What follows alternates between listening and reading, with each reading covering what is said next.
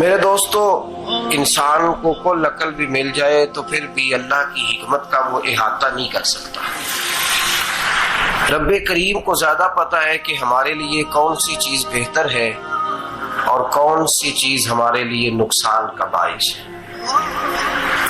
اللہ تبارک و تعالی کی حکمت یہ چاہتی ہے کہ میرے بندے پریشان نہ ہوں۔ رب یہ چاہتا ہے کہ میرے بندے کسی جگہ پہ بھی دقت اور پریشانی کا شکار نہ ہو، تو اللہ تبارک و تعالی نے راہ اعتدال اختیار کرنے کا حکم ارشاد فرمایا کہ تم اعتدال کے رستوں پہ چلو، معتدل زندگی گزارو، افراط و تفریط سے بچو۔ آج جس معاشرے میں ہم وقت گزار رہے ہیں، اس معاشرے میں ہم اس بات کو سمجھنے سے قاصر ہیں کہ اصل ہمارا مسئلہ کیا ہے۔ ہمارا اصل جو مسئلہ ہے اس کی شناخت ہمیں کیسے ہوگی اور ہم پھر اس تک رسائی کس انداز میں حاصل کر پائیں۔ ہم ہمیشہ اپنی آمدن بڑھانے کے چکر میں رہتے ہیں، ایک کام اور شروع کر لیں، پارٹ ٹائم جاب شروع کر لیں، کوئی سائیڈ بزنس اس کا آغاز کر لیں۔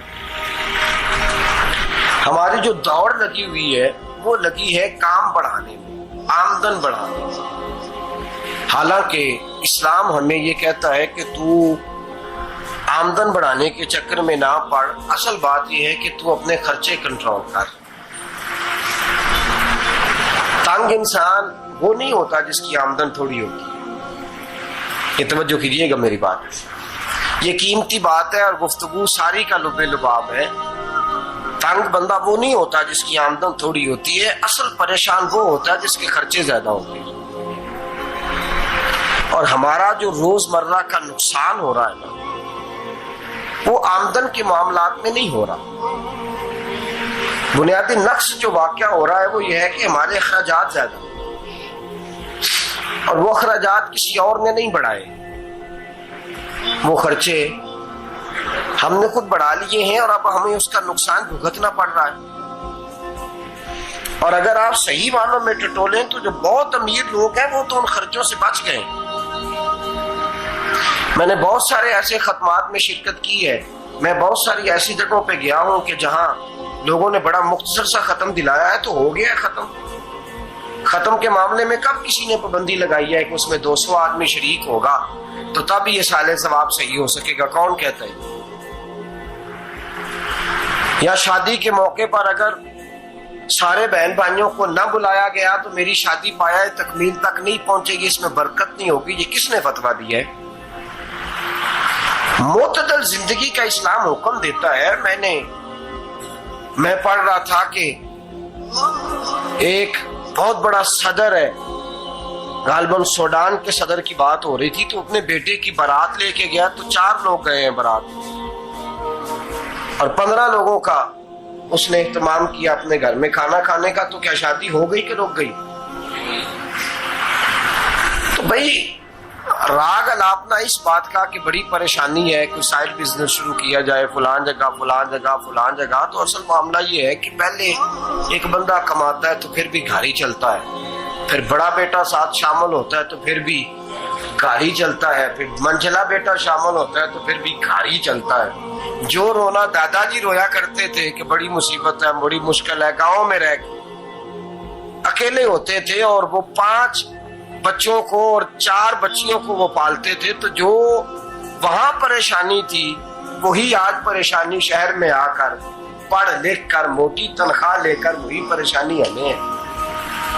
تو میں جس نتیجے پہ پہنچا ہوں اس کو پڑھ کے، قرآن مجید کی چند آیات کو دیکھ کر اور اس مفہوم کی جو حدیثیں کتب احادیث میں پائی جاتی ہیں اور ہمارے بزرگوں نے ہمیں جو مزاج اس حوالے سے دیا ہے، میں اس نتیجے پہ پہنچا ہوں کہ مسئلہ آمدن کا نہیں، مسئلہ خرچے کا ہے۔ ہمارے خرچے بنیادی طور پر زیادہ، اور اگر پھر ہم زیادہ بوجھ خواتین پہ ڈالتے ہیں کہ وہ مطالبے زیادہ کرتی ہیں، اور اگر آپ مجھ سے پوچھیں تو خواتین کی بھی اگر کسی جگہ کوئی عادت خراب ہوتی ہے تو اس میں اصل کردار اس کا ہوتا ہے جو وہ عادت خراب تو کیوں اپنے گلے سے اتار کے آپ کسی کے گلے میں بات ڈالنے کے چکر میں ہیں؟ وہ خواتین کی طبیعت نہیں ایسی ہے. اصل بات یہ ہے کہ ہم نے عادت ڈالی ہے, ہم نے یہ مزاج ان کو دیا ہے تو ان کا بنا ہے, نہ کیسے بن سکتا.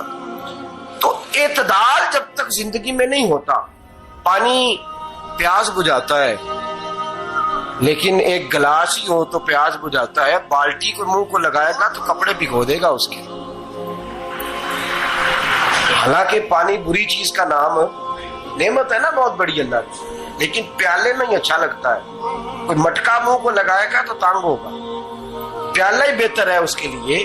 تو میرے دوست, مٹکے سے بھی بعض اوقات کام چل جاتا ہے, لیکن اگر کوئی کہے نہیں مجھے دریا ہی چاہیے تو اس کا تو گھر بہ جائے گا, سارا گھر بہ جائے گا اس کا.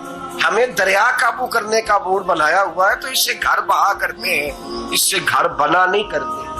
گھر پیالے سے پانی پینے سے بنتا ہے.